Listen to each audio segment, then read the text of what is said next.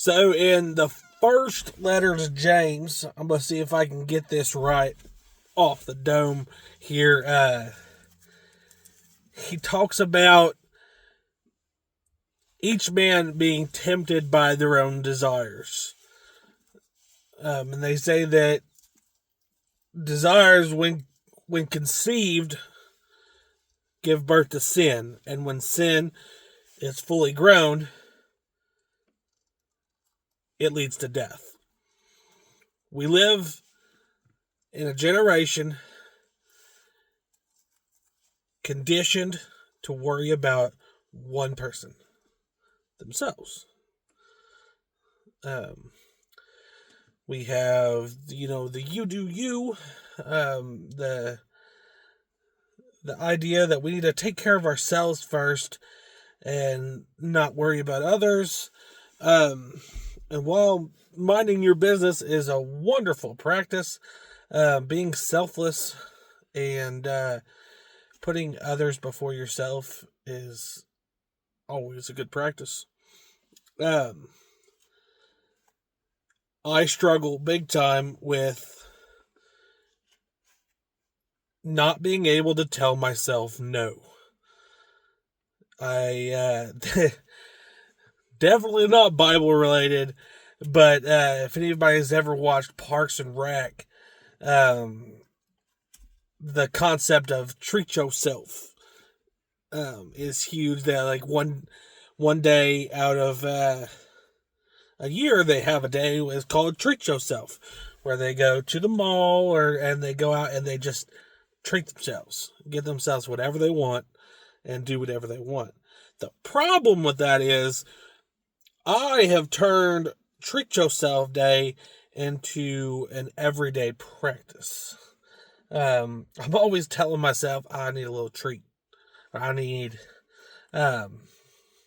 something, or I'm gonna get this, or I'm gonna get that. Very rarely do I not give in to my desires, and that is a dangerous practice because, like in the letter to James, that desire leads to sin, and that sin leads to death. I want to encourage you, as always. I love to encourage. It's about the only thing I got going. Only tool I got is to encourage you guys, because I'm not a biblical scholar, and I'm not a preacher. I'm not a teacher. I'm just a guy with a phone.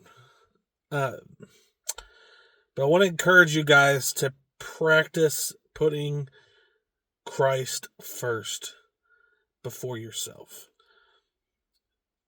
And if you can get that down, you'll get to access a beautiful life that maybe a fraction of the population of Christians get to understand, unless you live some monastic lifestyle where you live, in a cave as a monk.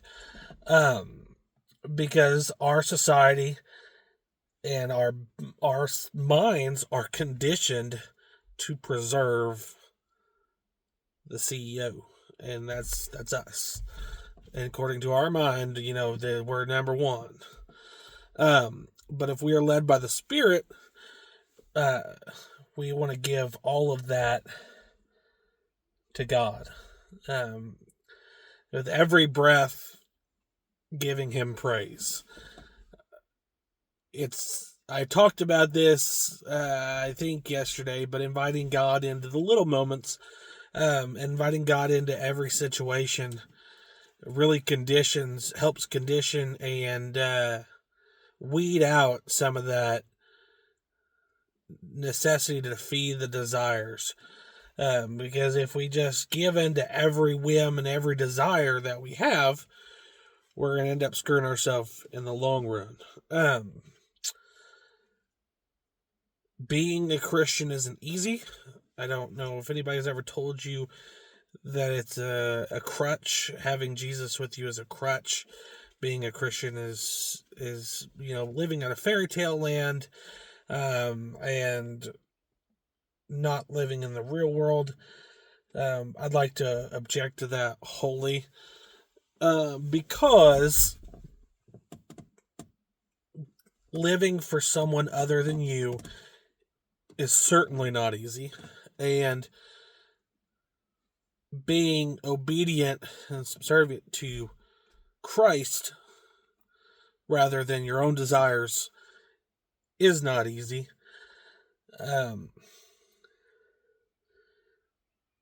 Faith, hope, and love are not a crutch.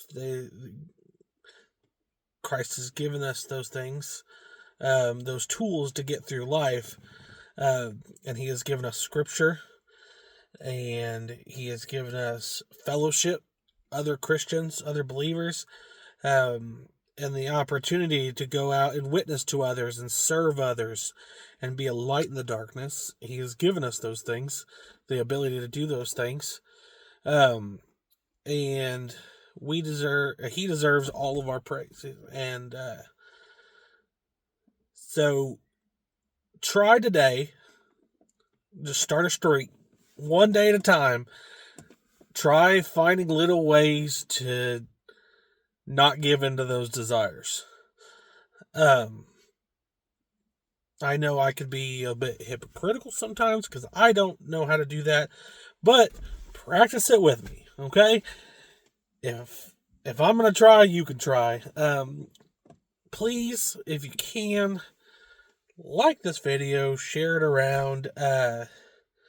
Try to give me a little encouragement because I don't feel like I'm doing much here, but I just want to use whatever time I have to share the gospel and to help get you through some hard times. So I love you guys, and I hope you have a wonderful day. It's supposed to be warm outside, so go outside.